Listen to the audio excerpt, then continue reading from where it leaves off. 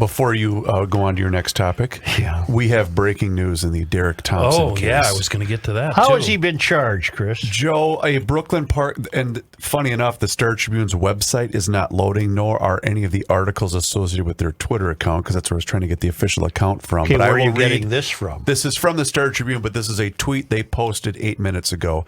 A Brooklyn Park man has been charged with 10 counts of criminal vehicular homicide in a Minneapolis crash that killed 5 young women. They did name him in the article. I can see it in front of me, but they didn't name him in the headline in the tweet. So they didn't charge him with third-degree murder? They didn't, nor did they charge him with anything drug-related, because I know that it was reported that he had multiple different drugs in his possession, including a firearm, correct, Kenny?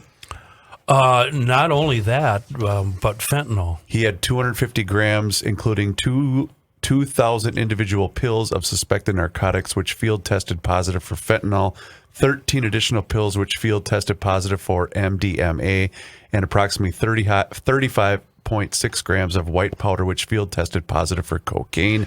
A Glock 40 caliber semi-automatic handgun with an extended magazine with live ammunition in the magazine was also found inside of the rented vehicle. Okay, but crucial to the charging decision would be the toxology report. Bingo. Because Mary Moriality can get away with a lesser charge if it's going to be demonstrated that he was as high as a kite. And if these are... Therefore, that would absolve him from, if I'm understanding this correctly, that would absolve him from third-degree murder, which is, well, I didn't really have anything against these people, but I guess I killed them.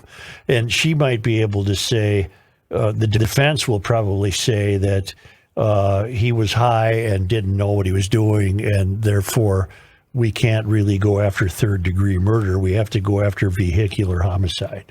But if you're going to be charged with 10 counts, can they be served, is it concurrently? Well, I don't know. I just, based on what we know of this fellow's criminal history, he should never get out of jail.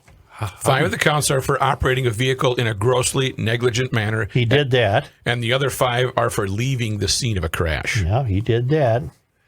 Well, I don't know where Mary Moriality stands on this. I don't doubt that Mary Moriality thinks he's a bad guy.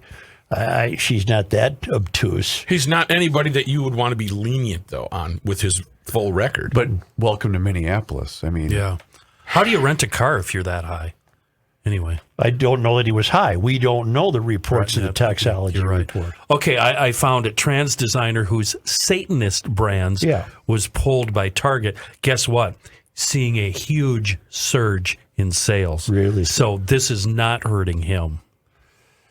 Yeah, well, I don't think Target has any obligation to sell Satan stuff. Right, right. And they wisely pulled it, and now we're at where we are. Finally got the article to load here. I'll just read you the first couple of paragraphs. 10 counts of criminal vehicular homicide were filed today against the man, and this is the Star Tribune story, who blasted through a red light at 95 miles an hour. Not chased by the police. In a Cadillac Escalade on Friday night in Minneapolis before he broadsided a car full of 5 young women, killing them. Derrick Thompson, 27, of Brooklyn Park, was charged by the Hennepin County Attorney's Office with 2 felony counts for each victim and will make his first court appearance Friday, a week after the fatal crash.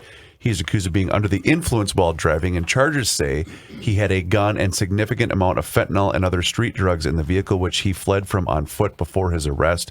And then they name all the 5 poor young women that lost their lives.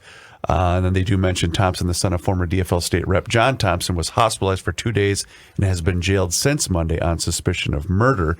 But the attorney's office decided to not charge Thompson with third-degree murder, a potential charge seen in fatal crashes, and instead went with vehicular homicide.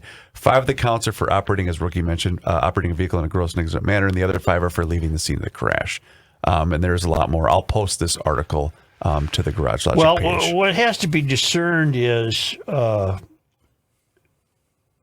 he charged with vehicular homicide because Mary Moriality knows she can win that?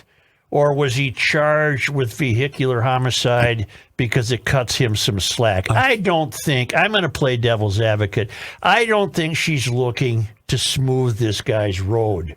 I can help you with that.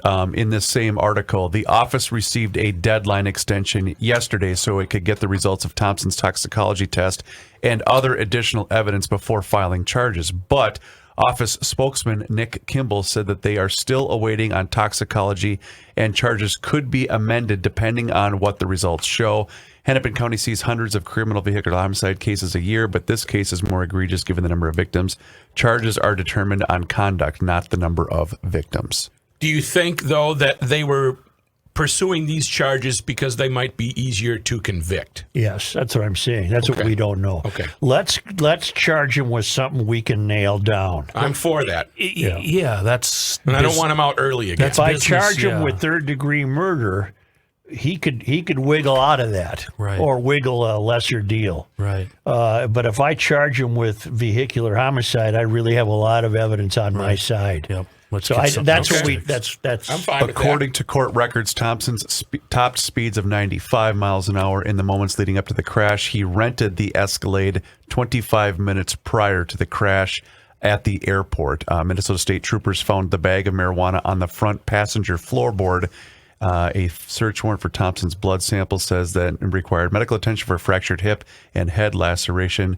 Despite his injuries, Thompson ran away from the deadly crash to a nearby Taco Bell, where bystanders called police. He was arrested and tested for drugs and alcohol at HCMC. And then it goes on to list his citation in 2020 in California.